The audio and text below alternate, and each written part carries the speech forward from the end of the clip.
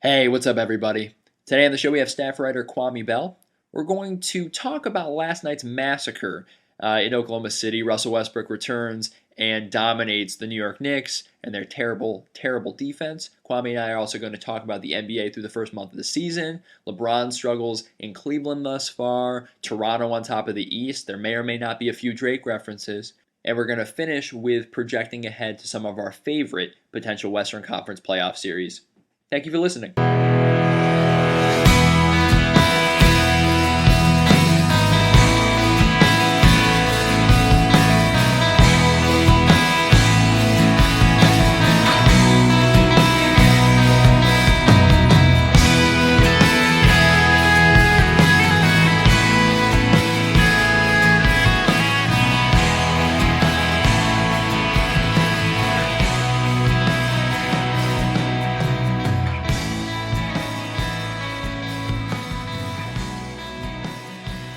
Hello and welcome to the Joe Mag Show. We're taping this on a Saturday morning. I'm in upstate New York. It's a cold morning up here, Kwame. But I'm here with Kwame Bell, staff writer for the High Screen. Man, how you doing?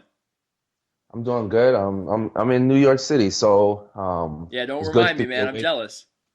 Yeah, well, I mean, yeah, I'm glad that the Knicks are out of town. It wouldn't be a welcome return, but as for New York City, I'm hosting it well. You're holding down the city because right now, I mean, you and I were just talking about it. So here's why we're doing the pod today. We're doing the pod because last night Russell Westbrook eviscerated the New York Knicks, and That's a succinct way of putting it. right, right. And so, as Knicks fans and just basketball fans, but and specifically as Knicks fans, this is we need to have a conversation. We need to kind of address what has happened thus far. Because let's face it, Kwame, like as Knicks fans for years and years and years, we've taught ourselves how to lie about our team, right? We've told ourselves like, oh, hey, this guy's been dinged up, or hey, we've had a tough road stretch, or the defense will come around. This year, obviously, the major theme heading into the season was we're learning a brand new system on offense. We got a first time head coach. Phil Jackson, it's his Hmm. first year as president, and Yep. there's going to be some learning. There's going to be some growing pains with this team. And so that Calderon was hurt, so we didn't have our starting point guard all year. Melo's missed some time.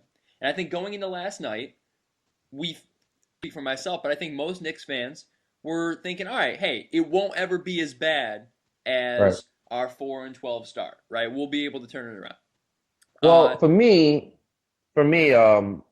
I guess the real moment of reckoning was last night when I said to myself, I said, okay. Yeah, Melo deserved every dollar of the million that he wanted. Phil Jackson. I remember we went into the summer and it was kind of the dance that we did. Well, Melo can't take the max money if you want to have a great team. And it was even at a point in time. I guess the argument over the summertime was, do you let Melo walk? Should Phil Jackson just let him walk and rebuild his team? And if that's the team that is going to be out there without Melo, Melo might be able to go back and renegotiate for an additional 60 million onto this contract. They just have absolutely no chance of. I mean, like their record is worse than Oklahoma Thunder, if I'm correct. I'm going to double check that, but their record is worse than Oklahoma Thunder, who were missing every bit of their. Not only were they missing Kevin Durant and Russell Westbrook for the beginning of the season, they were missing Reggie Jackson for 3 games, Jerry Lamb missed games, Perry Jones missed games, and yet you watch a Knicks team that they struggle to get out of 30 points all the way up until I think 5 minutes into the second quarter. Right. Like so that's what we're talking about today. Last night Russell Westbrook, he puts the uni back on, he comes on the floor, and after 14 games away, he dominated every single facet of the game and he only played half the night. He didn't even play the full night. Yes. So Yeah. so Kwame, we got to talk about this because you and I, big Westbrook fans, you wrote a great piece on Westbrook in the preseason for the high screen. He's one Yeah. of he's one of the most fun athletes in the world right now, and having him back on the floor is a great thing.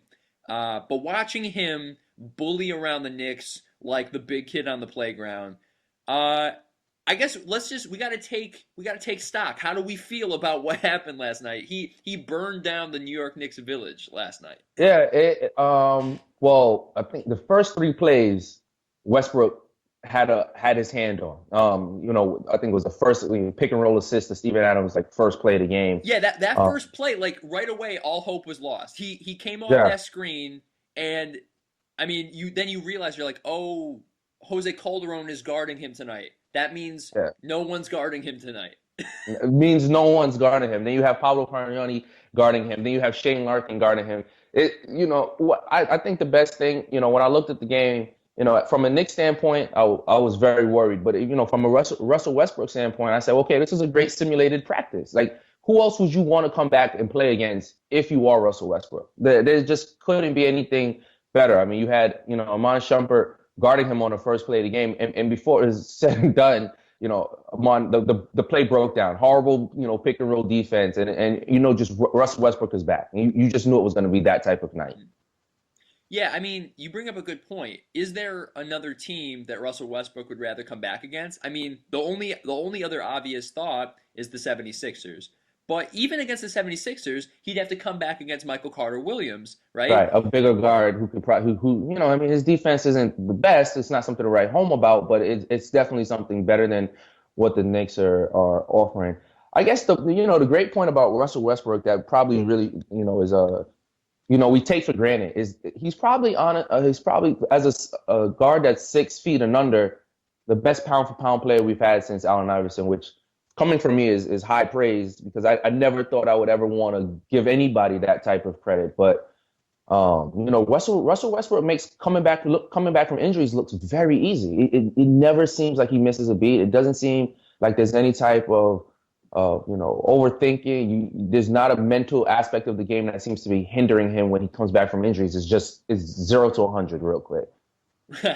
Good Drake reference. It would probably be my only one. I'm kind of Drake out. Yeah, I mean, maybe we'll scooch on over to like some K dot references or something by the end. Right. Yeah. I mean, just to clean up one point you were making. I mean, Westbrook is bigger though. Like that's the thing about his game that like even in AI, right? So like AI, his limitation is all right. Like he was a smaller guy, but he made it work. Like Westbrook, Right. he's huge and he's fast and he like tenacious. There were times in that game where you just felt like he willed the ball wherever he wanted it to be.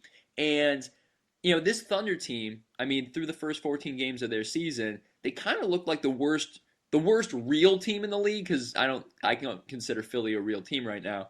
So, Right. but Westbrook, as soon as you insert him back, Serge Ibaka turns into LaMarcus Aldridge on the jump shot, right? Then you got Steven Adams making plays around the rim. You bring Reggie off the bench, and whenever they had Reggie and Westbrook together, Yeah. I thought at one point like Calderon and Prigioni were gonna have to like pull out white flags and lay down on the court, So Yeah, that might be the slowest lateral movement guards that you have in the backcourt between Pablo and Jose. Like those two guys, I mean, there's no chance of them stopping anyone. right, and they give up the size. I mean, it was just crazy. So let's talk. Let's focus on Westbrook right now. We'll get to the Knicks. We'll bury the Knicks in a second. Right. With Westbrook, before the season started, right? The whole conversation was he's going to get 2.5 months to play without Durant. Could Westbrook do what Durant did last year and catapult himself to the top of the MVP discussion so that even when Durant comes back, Westbrook would get all that credit for lifting the Thunder ahead, and we could talk about Russell Westbrook as an MVP. There's that hilarious meme of Russell Westbrook looking at Durant's MVP trophy, Yes. right? So, Yes. but then that got derailed because he missed 14 games, but now he's back, and we don't know when Durant's coming back. I personally don't think he's going to rush back. I would be shocked if he comes back before Christmas. So let's open that up again. Russell Westbrook last night, that was an MVP performance. He demolished the backcourt of the New York Knicks, and they won 105-78. It was their best game of the year by far. Can Russell Westbrook be an MVP in this league? That was to me the second game. I actually watched the injury where he has fractured his hand, and I know it was over from there because the sample size isn't going to be large enough now. A lot of times, as you know, when in the NBA we kind of become romanticized and entranced by the narrative, and I think the narrative right now is going to be too abrupt. In order for the Thunder to come back out of this hole. They still have to win 80% of their games the Yeah. remainder of the season in order to just to make the playoffs in the Western Conference. And you know that a large part of that comeback is gonna include Kevin Durant. Whether he misses another month or so, it's still gonna take a lot of work on the Thunder's hand, a lot of teamwork, a lot of last minute Kevin Durant buzzer beaters. And so I think the narrative we probably have taken Russell Westbrook out of that conversation now, just simply because of the fact that there has to be kind of a neat and precise narrative in order for the writers, in order for those who are voting to give a good vote. But Yeah, no, I hear you on that. yeah, I mean, that was the whole storyline the year that Rose won the MVP, right? Like, it felt right. like he was ascending, and hey, we finally have a guy who's going to challenge LeBron in the East. And the Bulls won; they won the East in the regular season that year. They had over 60 wins, and eventually, that narrative it pushed him over the top as a candidate. And hey, you can debate whether or not Rose was a worthy candidate. Like, obviously, he was one of the best players in the league. Hmm. Obviously, the Bulls they had the best record in the league, and a lot of that had to do with Rose. So I don't like to trash Rose's MVP season. I know a lot of other people do, Yeah. uh, but actually Oh, bringing I wouldn't. Before I trash Rose's MVP seasons, I would have to go back to those Steve Nash MVPs that he right, right, got over Kobe. That was kind of a little bit of yeah, robbery, but trust me, well, my one of my best friends, Nevzad, he is a Lakers fan. Actually, Nevzad, he's been writing for the High Screen. He wrote okay, great, yeah, he wrote yeah. I that was reading he some of his wrote the stuff. piece on Boogie. Um, Yes. But Nevzat, right? So he's a diehard, and whenever Steve Nash gets brought up, even after Nash got to the Lakers, and like I mean Nash, it didn't work out with the Lakers, but he loved it just because for 2K, right? So that he could play as Nash and Yes. Kobe on Yes. 2K. Yeah. But he'd bring up Nash and he'd be like, "I'm still mad about Nash's MVPs though, because because Those are to me the most like there has to be a explanation. Like in a couple of years, we're gonna have to do some. Hopefully, we'll get the high screen of big budget. These podcasts are gonna take off. We'll get a big budget. We can open up investigative reporting because I want to be on the team of investigative reporters as to how Nash won an MVP in con- both years. But well, consider it not done, going man. back. Consider it done.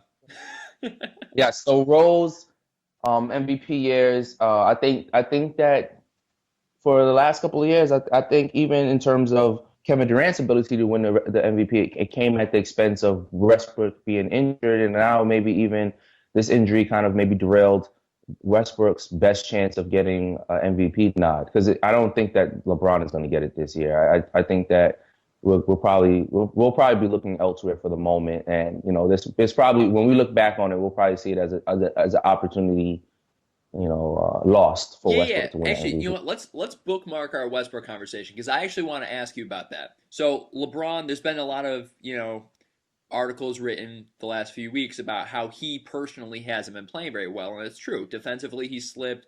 Offensively, that team is not where we think they're going to be, and a lot of that's because LeBron isn't functioning on all cylinders.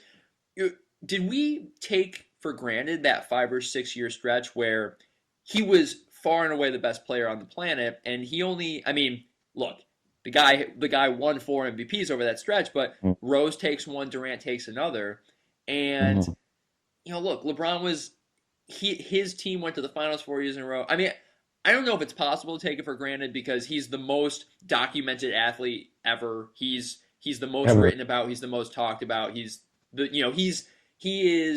the evolutionary Jordan in terms of Yes. how the media has grown with him. But I gotta ask. I mean, if LeBron doesn't get back to the level he was the last couple of years, plus he's playing with guys like Love and Irving, I think that might take away from some of his MVP votes. I don't know. I guess his run during the late 2000s Yeah. into the teens, like that's all time stuff. And I guess once it's over, maybe I'm looking too far ahead, but once it's over, I don't know. It's gonna make me feel a certain way. He's one of the greatest players we've ever seen. Yeah.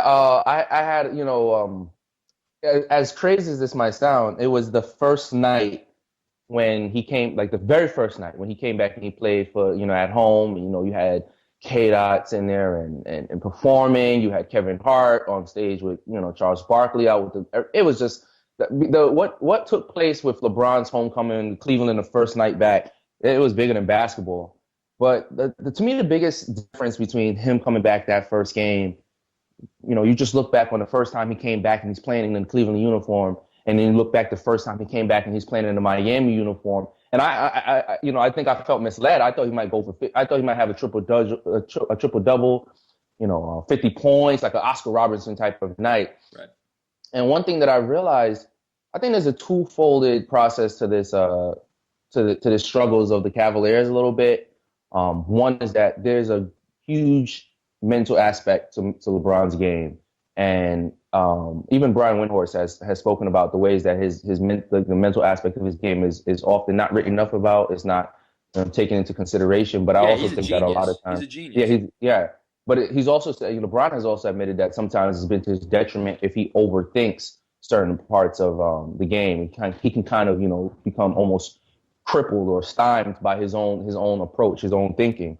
And one thing that I'm noticing a good reference point, a good comparison between LeBron first year in Miami and LeBron first year back in Cleveland. The one aspect that I think hasn't been explored, and certainly now this is an idea that was churning in my mind to write about, but I need a little bit more time with the sample, is LeBron sometimes, I think he's maybe playing into a role that he thinks he's expected to take over. And when he came back from Miami, when he started to play for Miami, he was like, okay, I'm going to be the villain now. So he tried to, acquiesce and become this villain, this person that was going to play with a certain level of anger and intensity and just try to tear off every single rim. And I'm just going to sit there and, mock the crowd and jeer back. And, a year later, it was just like, that's not me. I got to go back to playing my style. Right. And what I've seen out of LeBron these first, these first part of the games, it hasn't been the LeBron that I'm used to seeing. Not only just from a physical aspect, which I think, there's something to be said about maybe him saving a little bit of energy, but I think there's a certain aspect of him. He came in, even in a letter, he said, I'm going to be the old head now. I'm going to have to lead these guys. But you're hearing LeBron, when he first came, he said we can't talk, we can't pick each other apart in the media. We have to stick together. We can't let those type of things become a distraction. But yet you hear LeBron with the most vocal criticisms of his team. With that night, I think he probably almost threw Kyrie Irving under the bus. I'm not sure how he made it onto the bus as far as LeBron threw him under it with no assist, which was true. Kyrie Irving does need to have more assists. But we're seeing a LeBron that I think is trying to exert a certain level of I have to lead. I have to do this. The guys aren't playing this way. We have to, he even admitted to taking his foot off the pedal because it's better to learn how to play the right way and lose than to win and rely on me. I think that's something that I think hasn't really been explored.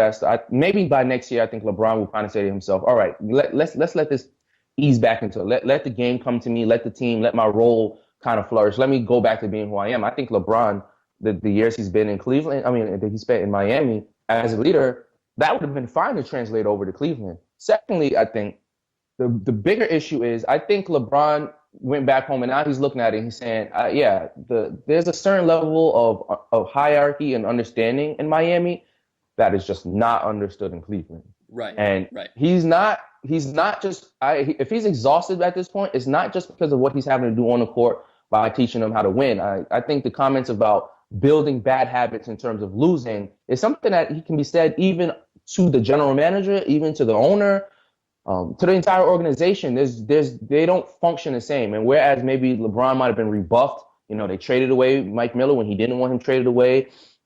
They sat there and told him they knew what was good for him. Even you saw Pat Riley took the chance of sitting there and saying, you guys got to, pull it together, toughen up, and get over it. And that's just something that will never be said to him in Cleveland. And sometimes there's maybe a little bit of a good thing to maybe have that tug and pull between the front office and the players on the court. I think it's missing in Cleveland, and I think it's having a larger effect on LeBron in terms of how he feels maybe overwhelmed by the task of trying to revitalize an entire city. Right. I mean, I got a feel for David Blatt right now. He got hired to coach in Cleveland, and he thought he was gonna have this young team that he could sculpt and mold, and it's Right. pretty well documented. Like he's a smart guy and he's a very successful coach. And all of a sudden they get LeBron James and Kevin Love, and the entire feel of the team and the expectations of the team change. Uh, Mm. and look, LeBron James has been around the block. Like he's won a couple chips. He's also never coached an NBA team, and I hope that the tension that you see when you watch these games right now, I hope that dissipates because David Blatt's the coach of this team, and until that changes, he's got to be allowed to Hmm. be vocal and What? institute what he's trying to do. And I think there's this tornado right now where when LeBron comes up from Miami, reclaims his throne in his hometown, and there's all that emotion surrounding the team and surrounding his return. But at the same time, it's a basketball team. It's not. Hmm. It's not. I I think Cleveland through the first few weeks of the season, it's been more of a spectacle, and I think Exactly. It hasn't been a professional organization as much as it's been like maybe like a spiritual cleansing or something of the sort. right. And look, they need time to learn how to play winning basketball. We saw the same thing in Miami, LeBron's first year down Right. there. You can't. That's actually. I mean, I was going to bring this up at the end because I wanted to kind of finish with the more general NBA. But look, the teams with continuity from year to year are the teams that are thriving right now, right? Like Right. Memphis, Golden State, Portland, Houston, San Antonio, Dallas. Those are the top six teams in the West. They've more or less been killing it all season, and these are teams that bring back really large parts of their teams from previous years. Sure, Dallas adds Tyson Chandler. That's a new piece they had to institute. Sure, Golden State has a new coach. But when you bring back huge chunks of your roster, huge chunks of your philosophy as a team year to year, you're going to be that much more prepared. And I think in Cleveland, not only are they on the other end of the spectrum, everything about their team changed, uh, but they're still figuring out what pieces work with other pieces. They're figuring out where they got to be on the floor. I mean, they really started from the bottom. Second Yeah. Drake reference. Uh, really started from the bottom, and they have to rebuild this team from the ground up, and I think they will, right? I think if we know Hmm. anything about the East is that there's plenty of room in the playoff picture for Cleveland. Right. So that won't be a Yes. big deal. Yes. Let's move back because we gotta scold our Knicks, and Yeah. Yeah. We all have to do love all that. love to LeBron, all love to Westbrook. I'm glad Westbrook's back. He's one of my favorite players. Uh, we gotta I think we gotta kind of spank the Knicks a little bit right now because here's my problem. Here's my biggest thing. So Hmm. they they don't have great big men. We know that. We get that, right? No. They No. they No. don't they don't have a very good front court. Okay, but there isn't any excuse to be dead last in defensive rebounding and to be next to Philly and like right there with the Los Angeles Lakers as the most pathetic defense in the league. Because you knew what the problem was coming into the year, right? You're learning a brand new Yeah. offense. So the offense wasn't going to be there from day one. So you Hmm. have to make up some of those points on the defensive end. And you can't if Yeah. you're a sieve, if your team is a revolving door to the basket and you're letting teams just take it to the rim whenever they want on you, you're going to lose. You're going to lose most of the time. And I don't know, the East, it's like the East is so bad year to year. New York is going to be in the mix if they want to be at the end of the year. I mean, right now they're 4-13 and they're only 4 games out of the loss column of the eighth seed. So like they can get back there, but my concern, Kwame, is that if they're not going to defend the basketball, then this offense it's still a process. I just don't know how they're going to get back If into this playoff picture. Yeah, well, also to add to that, they also have the slowest pace of offense in the league. So maybe we give them maybe a little bit of grace because they're learning a new system and it's one that's supposed to be one of the most complicated systems. But they also have the slowest pace. So not only are you now struggling to get the ball up and down the court, and the game has moved towards definitely moved towards a faster pace overall. Like even the Spurs are moving like they're getting up the court like in 7 seconds or less. So, well, obviously everybody gets recorded. It's like 4 seconds or less. But the Knicks defensively, like as you're right, I think their problems are they don't have one side of the court to hang their hat on. They don't have a good front court. So, they're gonna get blown by every single time. We watched Russell Westbrook put that into motion immediately. There were multiple times where he just took off down the court and it was either layup or assist with ease. And then now you're looking at the end on the other side of the court where you have Andre Bargnani is injured, but when he comes back, that's not a defensive stopper. Right, I was going to Amari say that's not a Stoudemire good is thing. Like yeah, yeah, Bargnani yeah, being on the floor isn't going to change things. I yeah, don't. yeah.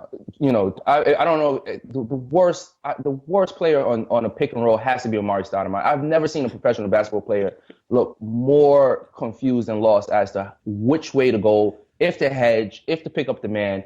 So now you're talking about Amari Stoudemire, who last year had 4 times as many fouls as he did blocks on. So now that's not somebody that's a defensive stopper. Quincy Acey and Travis Square. Those are two of your most tenacious defenders for the Knicks, and yet they're both undersized and they're both people that you don't want to have to rely on to defend. I mean, I watched the other game against the Dallas Mavericks, the game before the Oklahoma Thunder. So I think that was Wednesday night.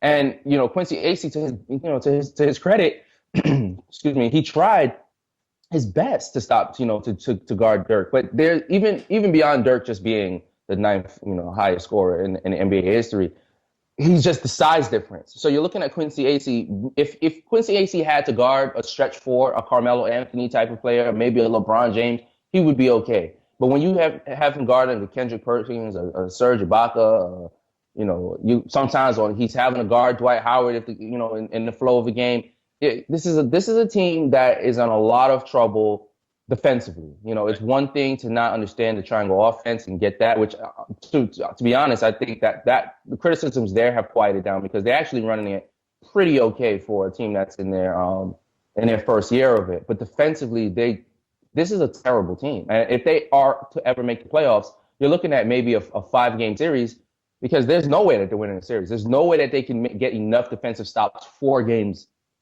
out of 7 to advance. So I don't really know what this Knicks team is going to do, but what I'm trying to believe is I'm trying to preach a little patience to myself that this is year one of this, but they might be as bad as the 76ers in terms of every single night they're going out there with the effort, but yet you look at the box score, you look at the final results, and the final results show a loss Right. more times than not. Yeah, I mean this Knicks team is really bad. It's probably gonna be a long year. I mean, Melo not being on the floor last night has an effect, but that doesn't really change what happened, which is that Westbrook took over the game and the Thunder were able to do whatever they wanted offensively. So that's going to be the long term concern for the Knicks. Uh, Kwame, let's just take a look at our favorite parts of each conference right now. In the East, Toronto's up top. I tell you what, man, I think I mean, like factually, the Raptors are playing the best of any team in the East. Mm-hmm. That's a good Mm-hmm. team. Like that's a very Oh good team. yeah. I love Lowry, DeRozan, Ross. I think it's one of the best backcourts in the league. They have like a slew of forwards that just come in and out. They all can shoot a little bit. They rebound like crazy. Jonas Valanciunas is turning into like a big man down there. And look, I Of all think the teams in the Eastern Conference, they probably have the best home court advantage in terms of when Toronto is there, they're showing up to those games and they are ruckus. And the energy that translates from the court to the stands, from the fans back and forth, and defensively they're putting in the work. That's a great. I'm really all on that team. oh yeah. And so what's cool about Toronto is they've done the hard part, right? They pulled away. Right. Now they're sitting atop the conference. And I mean, it's crazy early. They've only played 16 games, but when you pull out of the gate and grab that top spot in the conference, you know, now you got it. And if you keep up your wins and make sure you don't go on a crazy losing skid, like what if Toronto ends up with the top seed? I mean, Cleveland, they're up and down. Chicago's up and down. If Toronto has home court throughout the Eastern Conference playoffs, that could go a That's a long scary way. team. That means teams Yeah. have to go to Toronto in a potential game seven, and that means something. Yeah, that does.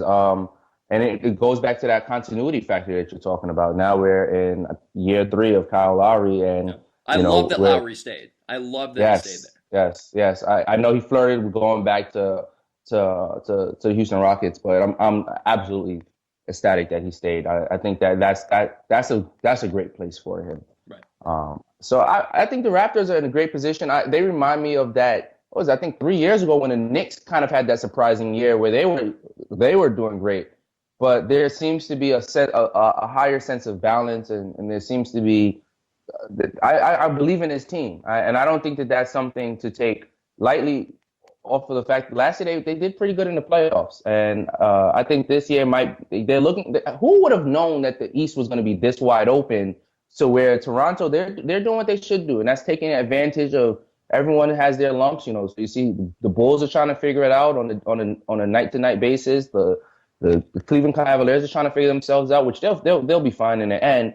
But when you look at it, it's really the Raptors, the Wizards are. I love that move with Paul Pierce going to the Wizards. I think Yeah. that's a really that move might not mean so much in November and December, but come April and June, if they ever get that far, that's a huge move. I But think but the it but Raptors it are but the it did Wizards. actually it had a big effect in November because Bradley Beal, couldn't start the year. I Hmm. don't know I don't Hmm. know where this team is if Pierce wasn't there holding down the wing, and now Washington, they're 9-5. What if they were Well, 5-9 right now? That could have threw their whole season off. I think Pierce was such a great addition for them. I think one of the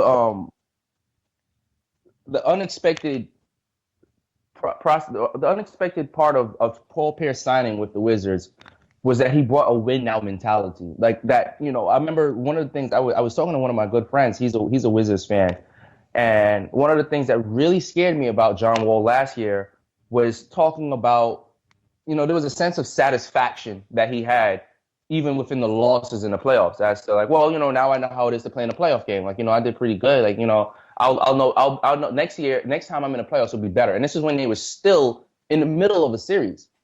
They were down by, one game in the series, but they were still down. And he's like, well, the next year will be better. And when you have a Paul Pierce in your team, there's a sense of urgency where it's not about next year. It's about taking care of it right now because Right. you don't know what can happen. And so even with, Paul Pierce he got everybody into that big scrum in the preseason. There's a sense of tenacity that he brought, a sense of that mean streak that, that maybe we only ever gave KG credit for when they were playing together. But Paul Pierce had that. Paul Pierce has always played with that little bit of a mean streak where he's going to get in your face and he's gonna trash talk and he's gonna make sure that at the end of the night you knew he was on the floor.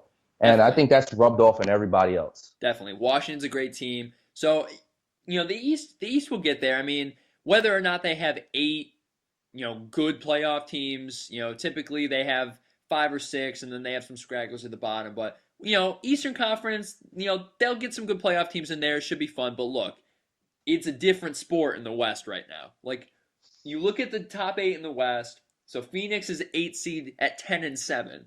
Then you got Yes. Sacramento, Denver, New Orleans beneath them. They're all playing 500 basketball.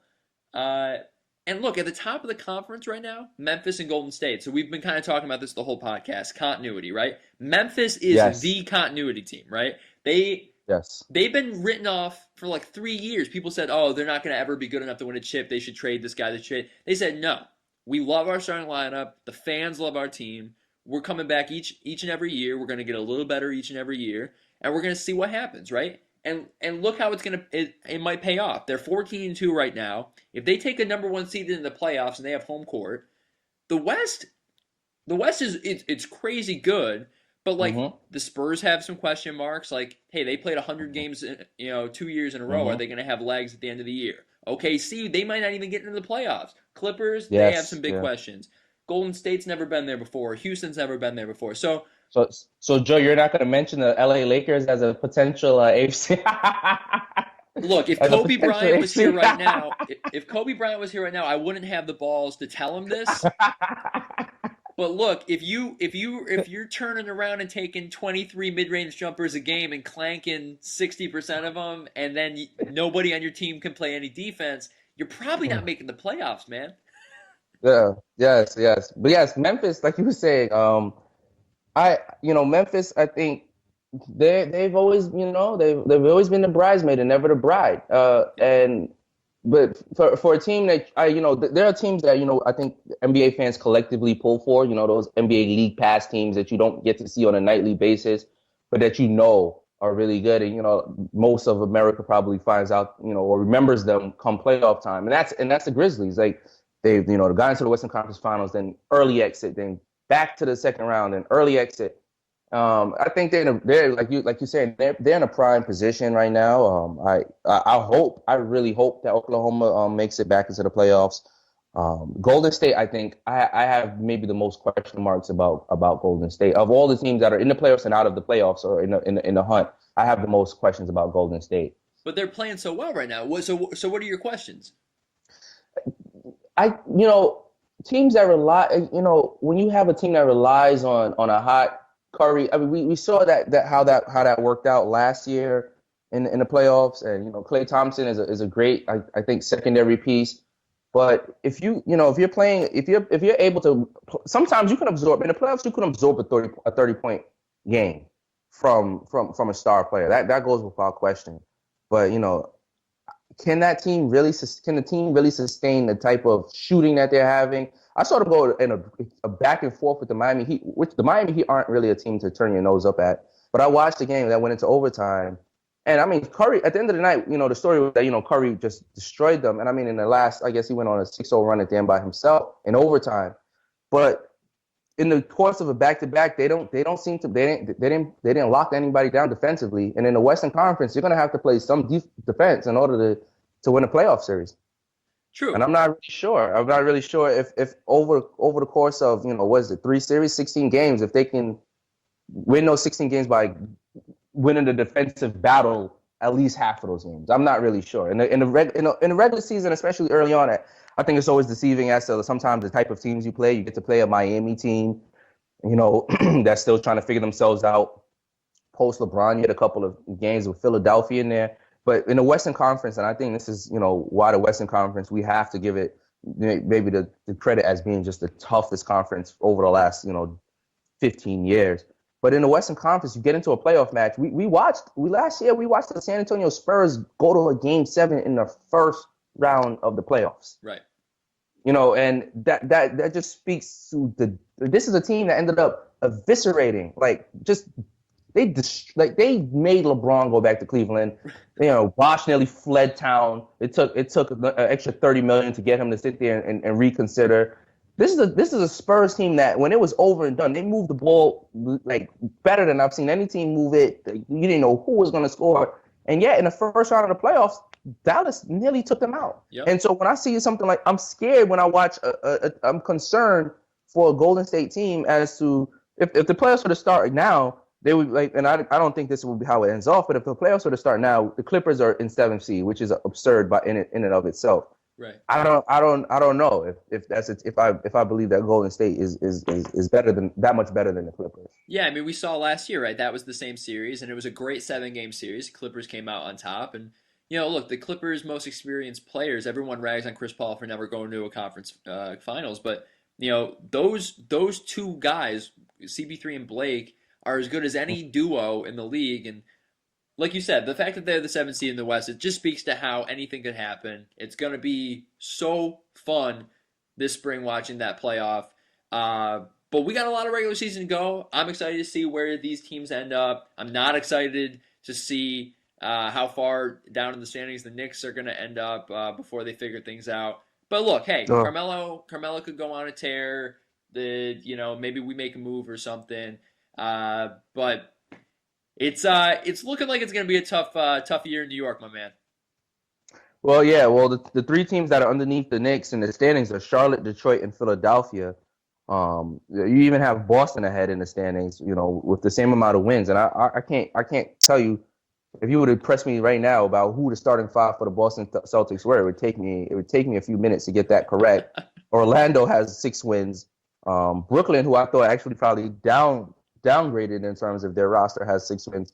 I think this for New York is we're gonna have to give it some time, but they're gonna have to start giving away some freebies at that game because it's looking really rough. It's looking really really rough to be a Knicks fan now. I knew it was gonna be a learning process. I knew it was gonna be a little bit of some patience, but I couldn't tell you that I really thought that the Knicks were gonna be 4-13 on November 29th. I definitely didn't think that. Well, look, Russell Westbrook, he made it impossible for us to lie any longer. We know exactly who the Knicks are, and gotta give credit where credit's due. Russell opened our eyes to the rest of this doomed season. Yeah. So, Kwame, it was great having you on, man.